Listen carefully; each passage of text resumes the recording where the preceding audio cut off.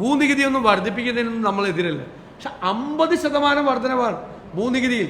ഏറ്റവും സാധാരണക്കാരായ പാവപ്പെട്ട ആളുകളെ പിരിയുന്നതിന് വേണ്ടിയിട്ടാണ്. ഇവർക്ക് വേറെ ഒരു മേഖലയില്ല. ഇവർ യഥാർത്ഥത്തിൽ നികുതി പിരിവിൽ ഗൗരവതരമായി ഗവൺമെൻറ് പരാജയപ്പെട്ടു. ഇപ്പോൾ പറയുന്ന കണക്ക് എന്താണെന്നറിയോ? 2020 മുതലുള്ള ആവറേജാണ് ഗ്രോത്ത് പറയുന്നത്. കാരണം കോവിഡ് കഴിഞ്ഞിട്ട് ഇതെല്ലാം നോർമലായപ്പോൾ ഉണ്ടായ ഒരു വലിയ ഗ്രോത്ത് ഉണ്ട്. കാരണം കോവിഡ് കാലത്ത് ഒരു ബിസിനസ്സും നടന്നിട്ടില്ല, ഒരു ടാക്സും കിട്ടിയിട്ടില്ല. അപ്പോൾ കോവിഡ് കാലത്തെ പൈസയും കോവിഡ് കഴിഞ്ഞ് നോർമലായ വർഷത്തിലെ വരുമാനവും തമ്മിൽ താരതമ്യം ചെയ്തിട്ടാണ് ഈ ഗ്രോത്ത് കണക്കാക്കിയിരിക്കുന്നത്. ആ ഗ്രോത്തിൻ്റെ ടാക്സ് ഗ്രോത്ത്, അതായത് നികുതി വരുമാനത്തിൻ്റെ വളർച്ചയുടെ കണക്ക് പറഞ്ഞിരിക്കുന്നത് തന്നെ കബളിപ്പിച്ചിരിക്കുകയാണ്. നികുതി വരുമാനം ഗൗരവതരമായി വർദ്ധിക്കുന്നില്ല. 30%-ലധികം GSTയിലെ നികുതി വരുമാന വർധനവ് ഉണ്ടാകേണ്ട സംസ്ഥാനമാണ് ആവറേജ്. കാരണം കൺസ്യൂമർ പോയിന്റാണ് എല്ലാമാണ് ടാക്സ് ഉള്ളത്. ഈ രാജ്യത്തെ ഏറ്റവും വലിയ അഡ്വാൻറ്റേജ് കിട്ടേണ്ട സംസ്ഥാനമായിരുന്നു കേരളം. പക്ഷേ ഇവരുടെ നികുതി ഘടന സംവിധാനങ്ങളൊക്കെ വളരെ ഏറ്റവും ഇനഫിഷ്യൻ്റായി പ്രവർത്തിക്കുന്നതുകൊണ്ടാണ് മറ്റു പല സംസ്ഥാനങ്ങളിലും നികുതി ഘടന മാറ്റിയവർ GSTക്ക് അനുരോധമായിട്ടുള്ള ടാക്സ് അഡ്മിനിസ്ട്രേഷൻ സിസ്റ്റം മാറ്റി. ഇവിടെ അതുപോലും ചെയ്തിട്ടില്ല. വളരെ ഇനഫിഷ്യൻ്റായിട്ട് പ്രവർത്തിക്കുന്ന ഒരു ടാക്സ് അഡ്മിനിസ്ട്രേഷൻ സിസ്റ്റമാണ്. ഒരു ഗവൺമെൻറ്റിൻ്റെ പ്രൈം ഡ്യൂട്ടി എന്ന് പറയുന്നത് എന്താ? നികുതി പിരിച്ച്, പരമാവധി നികുതി പിരിച്ച്, നിയമപരമായ നികുതി പിരിച്ച് ആ നികുതി പണം സമ്പത്തിൻ്റെ നീതിപൂർവമായ വിതരണത്തിലൂടെ, ക്ഷേമ പദ്ധതികളിലൂടെ, വികസന പദ്ധതികളിലൂടെ ആളുകളിൽ എത്തിക്കുക. ഇപ്പോൾ ജലജീവൻ മിഷനെ കുറിച്ച് ഒരു പേജ് മുഴുവൻ പറയുകയാണ്. ജലജീവൻ മിഷന് കൊടുക്കാനുള്ളത് 4500 കോടിയാണ്.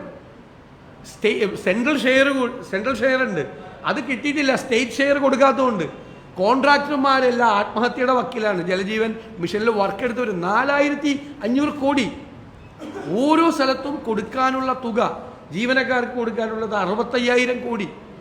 അപ്പോൾ 1 ലക്ഷം കോടി രൂപയിലധികം, ഏകദേശം 1.25 ലക്ഷം കോടിയുടെ പൊതുവായ കടബാധ്യതകൾ സർക്കാരിനുണ്ട്.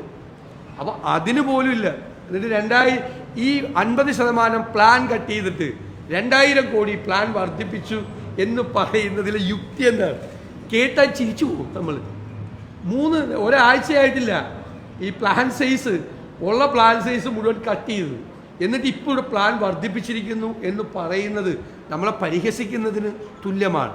ഇത് കേരളത്തെ യഥാർത്ഥത്തിൽ ഈ കഴിഞ്ഞ 3-4 വർഷക്കാലത്തെ ഭരണം കേരളത്തെ 10-20 വർഷം പിന്നോട്ട് വലിക്കുകയാണ്. ആരോഗ്യരംഗത്ത്, വിദ്യാഭ്യാസ രംഗത്തെ കുറിച്ചൊക്കെ പറയുന്ന കേട്ട് എന്താ സംഭവം? വൈസ് ചാൻസലർമാർ പോലുമില്ല യൂണിവേഴ്സിറ്റികളിൽ. പണ്ട് 90% മീതെ മാർക്കുണ്ടെങ്കിൽ മാത്രം അഡ്മിഷൻ കിട്ടുന്ന കോഴ്സുകളിൽ പോലും കുട്ടികൾ പഠിക്കാൻ പോകുന്നില്ല. അത് ഗ്രേഡ് കിട്ടിയെന്ന് പറയുന്നത് യൂണിവേഴ്സിറ്റികൾക്ക് ഗ്രേഡാണ്. എല്ലാ യൂണിവേഴ്സിറ്റികളും വലിയ ബ്രെയിൻ ഡ്രെയിനാണ് കേരളത്തിൽ നടക്കുന്നത്. അതിനനുസരിച്ചിട്ടുള്ള ഒരു പ്രോജക്റ്റോ ഒരു സ്കീമോ ഒന്നും ഗവൺമെൻറ്റിൻ്റെ മുമ്പിലില്ല. കുട്ടികൾ പോവാണ്. 2 കാര്യമുണ്ട്. ഒന്ന്, ഗൗരവതരമായി ബർത്ത് റേറ്റ് കുറയുകയാണ് കേരളത്തിൽ. കഴിഞ്ഞ 3-4 കൊല്ലം കൊണ്ട് ഗണ്യമായ തോതിൽ ജനന നിരക്ക് കേരളത്തിൽ കുറയുകയാണ്. ഒരു ചെറുപ്പക്കാരുടെ ഒരു വലിയ സംഘം പുറത്തേക്ക് പോവുകയാണ്. അപ്പോൾ കേരളത്തിലെ ഒരു ഡെമോഗ്രാഫിക് എവല്യൂഷൻ എന്ന് പറയുന്നത്, ആ മാറ്റം എന്ന് പറയുന്നത് തന്നെ വളരെ വിസ്മയകരമായ ഒന്നാണ്. നമ്മൾ അതിനൊക്കെ അനുസരണമായിട്ടുള്ള പദ്ധതികളോ പ്രോജക്റ്റുകളോ വികസന പദ്ധതികളോ ക്ഷേമ പദ്ധതികളോ സംസ്ഥാനത്തിൻ്റെ താല്പര്യങ്ങളെ മുൻനിർത്തിയുള്ള ഒരു പദ്ധതികളും ഇതിനകത്ത് ഇല്ല. യഥാർത്ഥത്തിൽ ഇത് ഒരു ആനുവൽ സ്റ്റേറ്റ്മെൻറ്റ് എന്തായാലും ഭരണഘടനാപരമായൊരു ബാധ്യത നിർവഹിക്കണം എന്നുള്ളതുകൊണ്ട് യാതൊരു തരത്തിലുള്ള വിശ്വാസ്യതയില്ലാത്ത ഒരു അക്കൗണ്ട്സാണ് ഈ ബജറ്റിൽ അവതരിപ്പിച്ചത്.